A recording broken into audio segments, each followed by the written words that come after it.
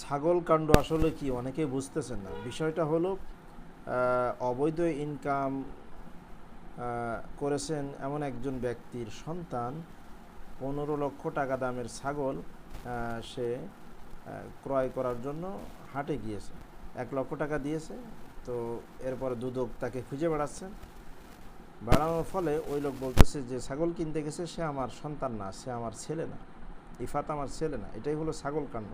তো দুনিয়াতেই পিতা তার সন্তানের পরিচয় দিচ্ছে না দুদকের ভয়ে, কিয়ামতের দিন এটাই ঘটবে। ইয়াউমা ইয়াফিরুল মারউ মিন আখি ওয়া উম্মিহি ওয়া আবি। সেদিন ভাই ভাইয়ের পরিচয় দেবে না, পিতা সন্তানের পরিচয় দেবে না।